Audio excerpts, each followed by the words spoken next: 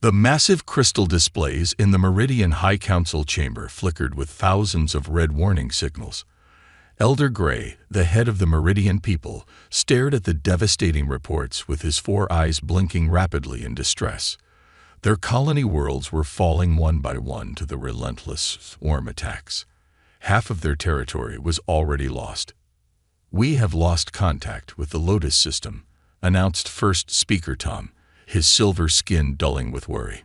"That makes it the 4th system this month." The council chamber erupted in fearful whispers. The Lotus system had been one of their strongest military outposts. If it had fallen, their situation was even worse than they had imagined. "Show me the latest intelligence reports," Elder Gray commanded, his voice carrying the weight of a civilization on the brink of extinction. The displays changed to show vast clouds of biological ships, each one carrying millions of the insect-like swarm. Their weapons were unlike anything the Meridians had ever faced, living weapons that adapted and evolved during battle, becoming stronger with each engagement. "We cannot win this war alone," Elder Gray admitted, his shoulders slumping. "We need help." First Speaker Tom stepped forward, holding a data crystal. "My lord, our deep space monitoring stations have picked up something interesting. We've detected transmissions from a previously unknown civilization." The displays changed again, showing a small spiral arm of the galaxy. "They call themselves humans, and they inhabit this region of space. They're relatively new to interstellar travel, having achieved it only 3 centuries ago." Elder Gray waved one of his hands dismissively. "What good would such a young race be against the swarm? We have been traveling the stars for millennia." "My lord," Tom's voice carried an unusual note of excitement, "you need to see this." The displays now showed various battles and conflicts. The council watched in stunned silence as these humans fought off not 1, but 3 different alien invasions. Their tactics were unusual, their technologies diverse, and their strategies unpredictable. "How is this possible?" asked another council member. "They've defeated 3 separate invasion attempts." Tom nodded eagerly. "Yes, and each time they were supposedly outmatched. The most interesting part is how they won each war differently. They never used the same strategy twice." Elder Gray leaned forward, his interest finally caught. "Tell me more." "The first invasion, they won through what they call guerrilla warfare. The second, through biological warfare. The third, they simply outproduced their enemies in ships and weapons. They're incredibly adaptable." The council chamber grew quiet as everyone processed this information. Here was a young race that had not only survived but thrived against overwhelming odds. Perhaps they could help. "Can we contact them?" Elder Gray asked. Tom pressed a few controls, and a new image appeared. A map showing the distance between Meridian and human space. "We can reach their territory in 3 days at maximum speed. They have something called the United Earth Federation that handles their diplomatic relations." Elder Gray stood up, his decision made. "Prepare our fastest ship. We will send a delegation immediately. Draft a message explaining our situation." "Already done, my lord," Tom said, displaying the message he had prepared. "To the United Earth Federation. We are the Meridian people, and we face extinction. Our worlds burn. Our people die. We have watched your victories against impossible odds, and we humbly request your aid against an enemy that threatens to devour our entire civilization. We offer any payment you require. We only ask that you help us survive." With desperate hope. The Meridian High Council. Elder Gray read the message twice before nodding. "Send it, and prepare our most detailed military reports. If they agree to help, they'll need to know exactly what they're facing." As the message was transmitted across the vast distance of space, the council chamber fell silent again. They had faced the swarm for 3 years, lost countless lives, and seen half their worlds fall. Now their hopes rested on a young race that had somehow defeated every enemy they had faced. They could only wait and hope that humans were as remarkable as their history suggested. Admiral James Miller walked through the gleaming halls of Earth's Central Command, his footsteps echoing against the metal floors.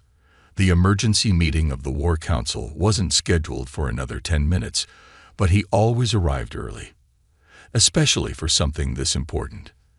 The meeting room doors slid open with a soft hiss. Inside, the circular chamber was already filling with military leaders from across human space. On the main display, the Meridian distress signal played on repeat. "Quite a situation we have here," said General Robert Banks, nodding to Miller as he took his seat. "First contact with a new species, and they're already asking for military aid." "Have you seen the data package they sent?" Miller asked, pulling up the holographic displays at his station. "The swarm makes our previous enemies look like amateurs." The room filled quickly as more officers arrived. Once everyone was seated, Fleet Admiral Wilson stood up. His weathered face showed the experience of someone who had fought in 2 of Earth's previous wars. "Ladies and gentlemen," Wilson began, "we've all reviewed the Meridian data. They're losing their war against an enemy that evolves during battle. Traditional tactics have failed them. The question isn't whether we help. Earth has never turned away a civilization facing extinction. The question is how we help." The room's displays changed to show detailed analyses of the swarm's biological ships and weapons. Charts and graphs highlighted their rapid evolution rates and adaptation capabilities. "Their biological weapons adapt to whatever fights them," explained Dr. Emma Porter, head of military sciences. "Modern shields. They develop penetrating enzymes, energy weapons. They grow reflective armor. Eye-targeting systems. They released viruses that infect our computer networks." General Banks leaned forward. "So what you're saying is that our most advanced ships would be at the greatest risk?" "Exactly," Dr. Porter nodded. "The more sophisticated the technology, the more vectors the swarm has to attack and adapt to it." The room fell silent as everyone considered the implications. Then Admiral Miller started laughing. "Something funny, James?" Wilson asked. "Actually, yes," Miller said, standing up. "We're looking at this all wrong. Everyone's thinking about how our best ships would fare. But what about our oldest ships?" He pressed a few buttons, and the display changed to show the 7th Fleet. 30-year-old ships, considered obsolete by modern standards. Ships that were scheduled to be decommissioned next year. The 7th Fleet still runs on nuclear power instead of quantum drives. They use mechanical targeting systems instead of AI. Their hulls are simple titanium alloy instead of adaptive armor. They're practically antiques. Dr. Porter's eyes widened as she understood. They're too simple to be affected by biological weapons. The swarm wouldn't know how to adapt to them because they're not what anyone would expect to face in modern space combat. "Exactly," Miller grinned. "Sometimes the best weapon is the one your enemy isn't prepared for." Fleet Admiral Wilson stroked his chin thoughtfully. "The 7th Fleet has been running war games for the past 5 years. They've consistently scored higher than expected because newer ships don't know how to counter their old-school tactics." "And who commands the 7th Fleet?" asked General Banks. "Admiral Jack Thompson," Miller replied. "Old school himself. Loves using unexpected tactics. His crews train with minimal computer assistance, just in case of electronic warfare." Wilson stood up again.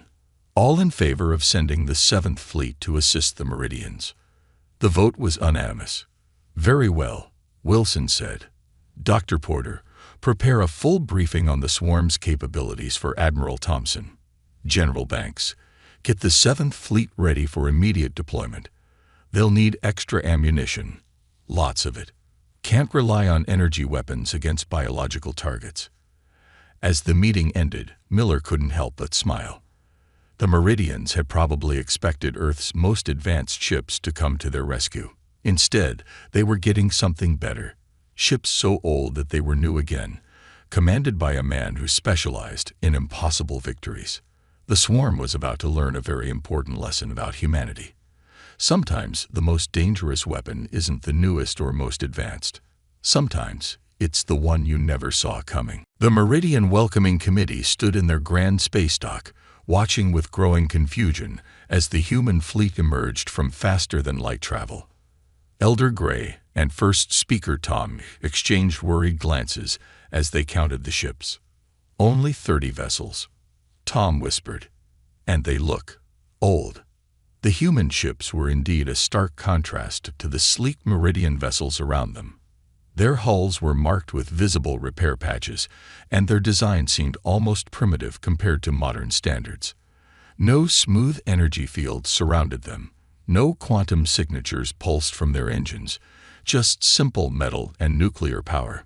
The lead ship, named Thunderchild, established communication. "This is Admiral Jack Thompson of the United Earth Federation 7th Fleet. Permission to dock and meet in person."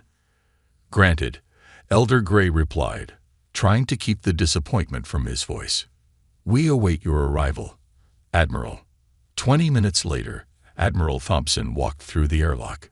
He was an older human with gray hair and weathered features, wearing a simple blue uniform with minimal decorations. Behind him came his senior staff, all veterans who looked like they had seen their fair share of battles. "Welcome to Meridian Prime," Elder Gray said formally. "We expected a larger response force." Thompson smiled, but his eyes remained serious. "Sometimes the size of the fleet matters less than its capabilities, Elder. We reviewed your data about the swarm. The 7th Fleet was specifically chosen for this mission." Before Elder Gray could respond, the emergency alarms began blaring. Tom rushed to a nearby console, his silver skin paling to white. "Swarm vessels detected in the Crimson system. They're attacking our mining colonies. How long until they reach the main settlements?" Elder Gray demanded. 2 hours at most. Our defensive fleet is already engaged, but they're being overwhelmed." Admiral Thompson stepped forward, suddenly alert. "How far is the Crimson system from here?" 40 minutes at maximum speed, Tom replied. "Perfect." Thompson activated his communicator. "All ships of the 7th Fleet, battle stations. We're about to show our hosts what these old birds can do." The Meridians watched in alarm as the human fleet moved out, their nuclear engines flaring with simple but reliable power. They seemed so vulnerable, so outdated compared to the biological horrors they were about to face. "You can observe from our command center," Thompson offered. "You might want to see this." In the Meridian Command Center, the battle displays showed the grim situation. 3 massive swarm-high ships were tearing through the Meridian defense fleet, their biological weapons evolving with each engagement. The Meridian ships' energy shields were being dissolved by acid, their quantum computers infected by viral attacks. Then the 7th Fleet arrived. "All ships, combat spread Delta," Thompson ordered calmly. "Remember your training. No fancy stuff. Basic weapons only. Show them what Earth's old guard can do." The Meridians watched in astonishment as the human ships moved with perfect coordination. Instead of advanced energy weapons, they fired simple metal projectiles. Tungsten rods accelerated to near-light speed. The swarm's biological armor, designed to adapt to energy weapons, was ripped apart. They can't adapt to kinetic impacts, Tom realized, watching the battle unfold. Their biological defenses are useless against such simple weapons. When the swarm launched their viral attacks, they found no complex computers to infect. When they tried to dissolve the ship's hulls, their acid splashed harmlessly off thick metal plating. When they attempted to predict battle patterns using their hive mind, they found humans using tactics so old they seemed new again. "Forward batteries, fire," Thompson's voice carried through the command center. The human ships launched what looked like massive shotgun blasts into space, clouds of small metal particles that shredded the swarm's smaller ships. In less than an hour, the battle was over. The swarm retreated, leaving behind the wreckage of their ships. The human fleet had suffered only minor damage. Elder Gray turned to Admiral Thompson, his 4 eyes wide with newfound respect. "Now I understand. You didn't send us your weakest fleet at all." Thompson smiled. "No, Elder. We sent you exactly what you needed. A fleet the swarm couldn't adapt to because they've never seen anything like it. Sometimes the best way to fight the future is with the past. For the first time in years, hope began to spread through the Meridian Command Center. Perhaps these humans and their obsolete ships were exactly what they needed to survive. The aftermath of the battle in the Crimson system spread quickly through Meridian space. Admiral Thompson stood in the tactical room of the Thunderchild, surrounded by both human and Meridian officers, explaining the success of their first engagement. "Your ships are fascinating," said Tom, running his silver hand along the old-style tactical table with its physical buttons and mechanical displays. "But surely you have better ones." "Better is a matter of perspective," Thompson replied, pressing a button that showed a hologram of the swarm's biological ships. "Let me show you why these old ships are perfect for this war." He walked around the table, pointing to different parts of his fleet's design. The Meridian officers leaned in, their initial doubt replaced by genuine curiosity. "First, look at our engines," Thompson began. "Simple nuclear fusion. No quantum fields, no exotic matter. The swarm's biological weapons are designed to disrupt advanced power systems, but they can't do anything against good old-fashioned nuclear reactions." A young Meridian officer raised his hand. "But what about speed? Surely you're at a disadvantage." Thompson grinned. "Sometimes being a little slower lets you aim better. Watch this recording." The hologram showed a swarm ship trying to predict the movement patterns of the human fleet. The biological vessel kept anticipating complex evasive maneuvers, but the human ships moved in simple, straightforward patterns, throwing off the swarm's predictions completely. "We don't zigzag through quantum states or jump through subspace pockets," Thompson explained. "We just move like ships have moved for centuries." The swarm's tactical computers can't handle such basic strategies. They're too used to dealing with advanced algorithms.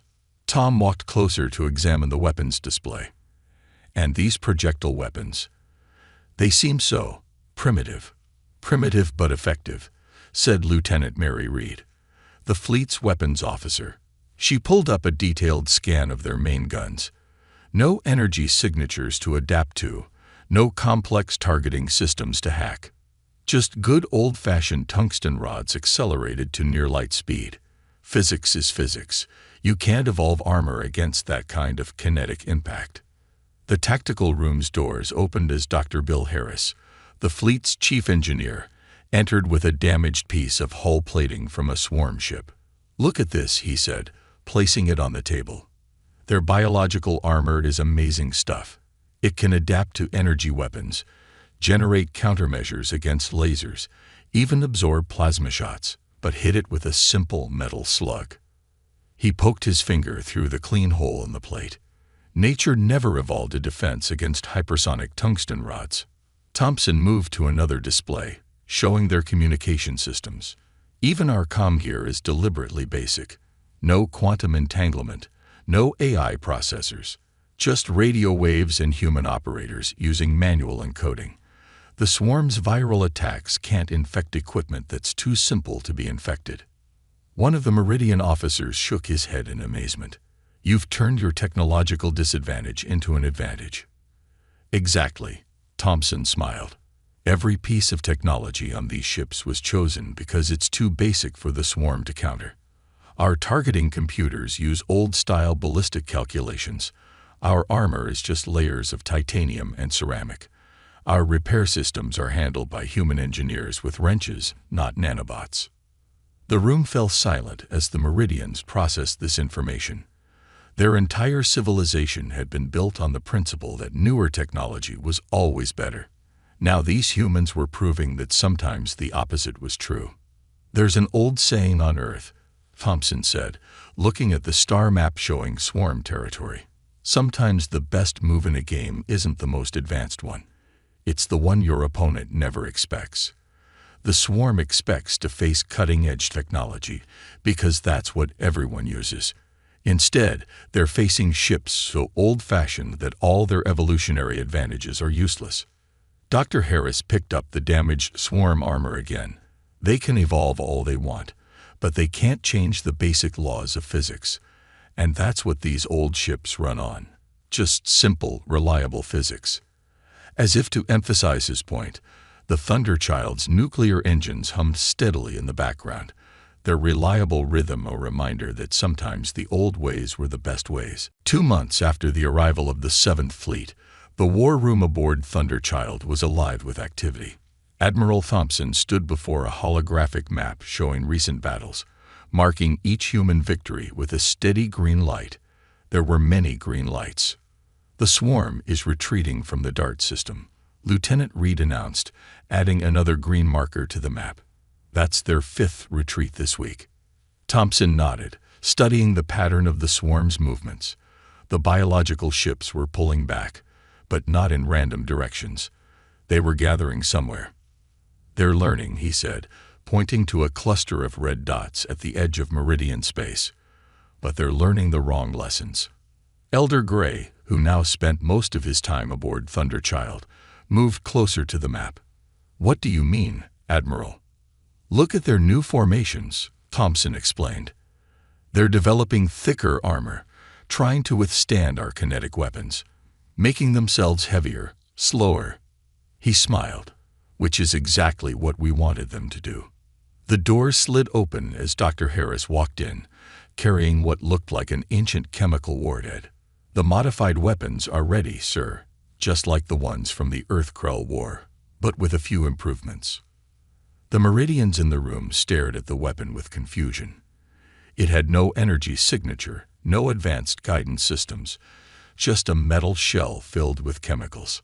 "Sometimes the old ways are the best ways," Thompson said, noticing their looks. "The swarm adapts to survive any weapon used against them, but they've never faced chemical weapons from 3 centuries ago.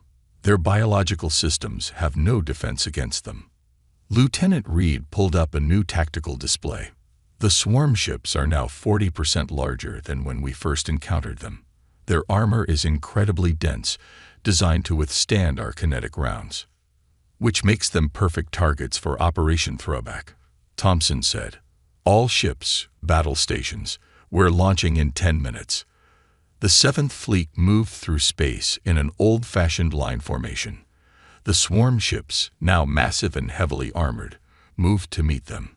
Their new thick biological armor gleamed, ready to withstand the expected barrage of tungsten rods. "All ships, hold kinetic weapons," Thompson ordered. "Launch chemical payloads on my mark."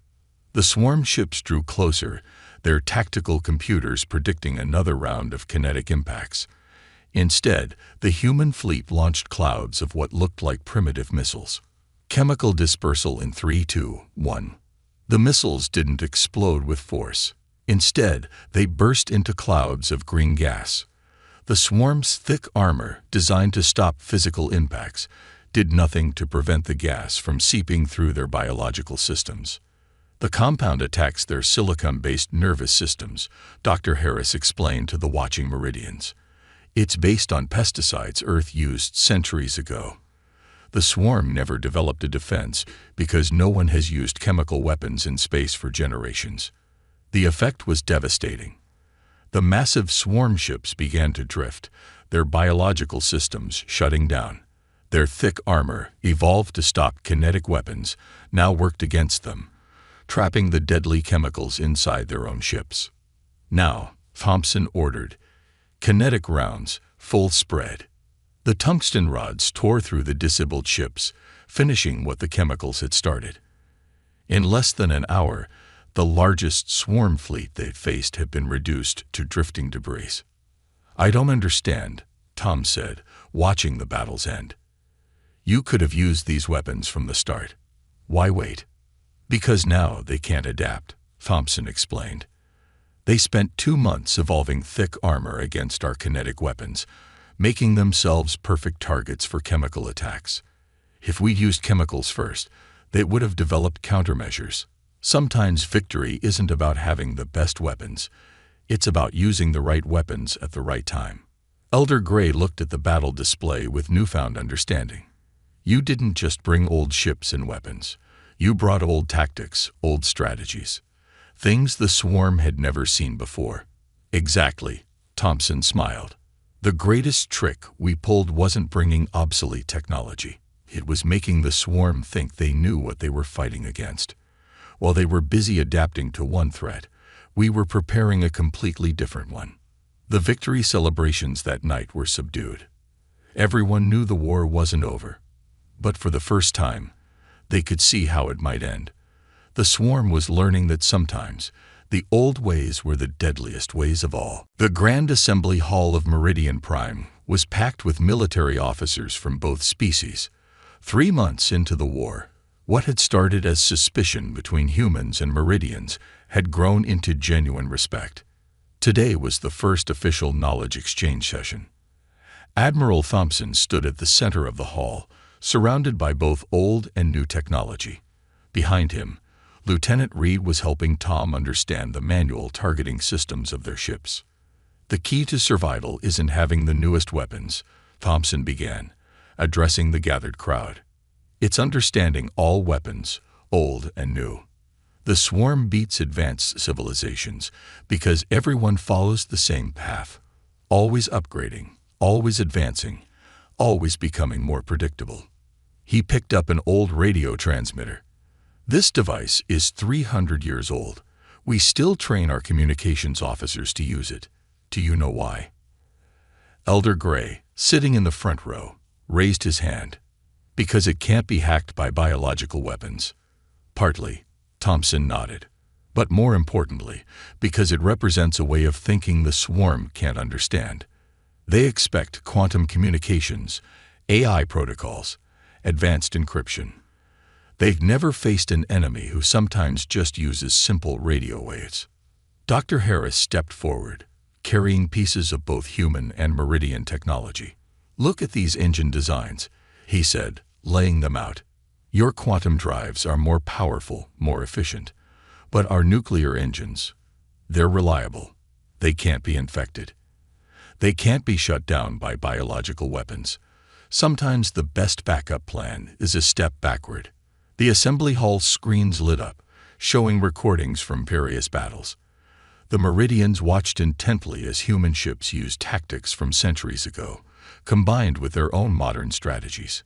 We're not suggesting you abandon your advanced technology, Thompson continued. We're suggesting you diversify, keep the old alongside the new. The swarm adapts to defeat whatever they face most often. So don't be predictable. A young Meridian officer stood up. But how do we maintain 2 different types of technology? It seems inefficient. Inefficient. Thompson smiled. Let me tell you about Earth's first alien war. We won because we kept using old satellites even after developing quantum sensors. The enemy hacked our advanced systems, but never thought to look for primitive radar installations. Those inefficient backup systems saved our planet. Lieutenant Reed took over, showing tactical displays of recent battles. The swarm's greatest weakness isn't our weapons, it's their own assumptions.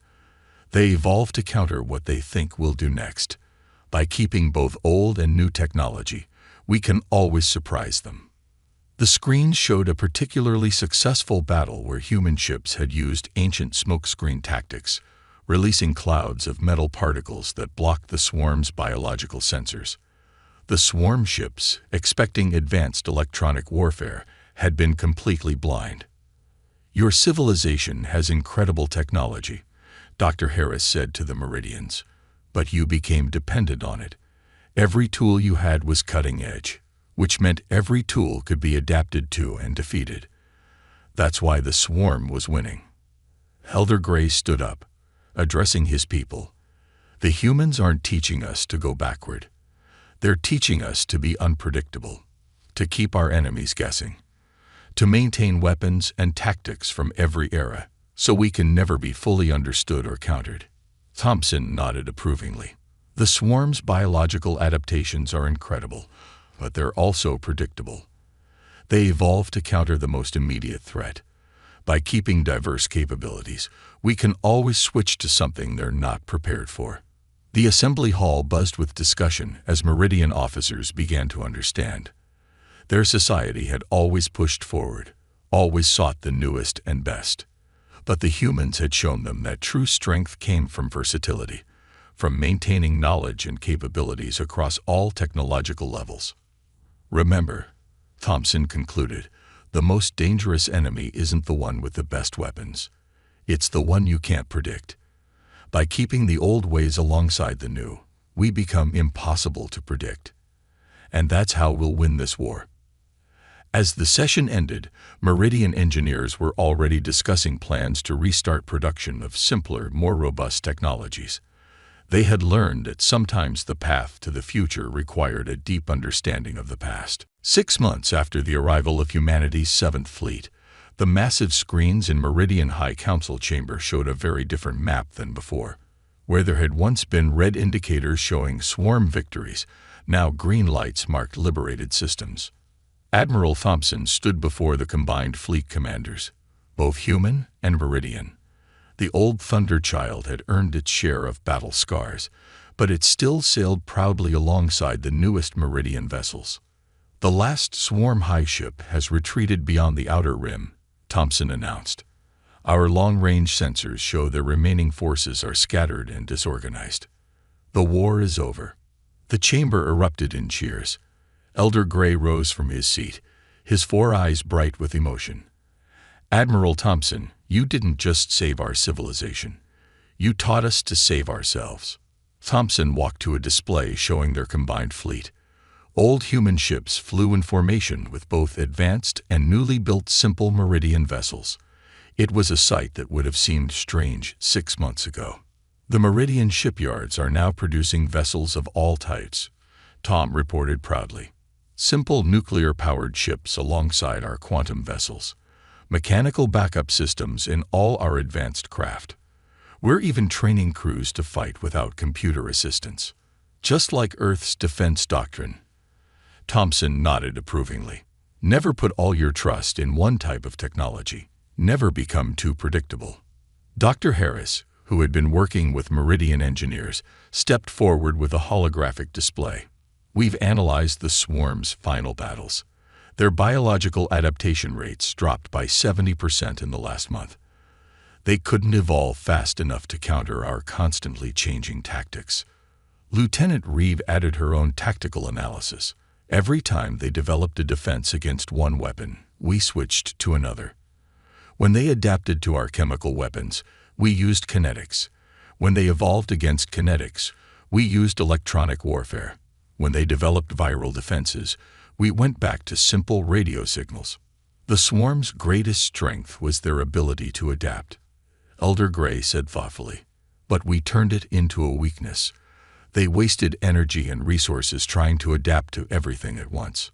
Thompson walked to the center of the chamber. But the real victory isn't just defeating the swarm. It's what your civilization has learned. Show them, Tom. Tom activated a new display, showing the redesigned Meridian Defense Force. We've restructured our entire military. Each system now maintains 3 types of defense fleets: advanced, basic, and hybrid.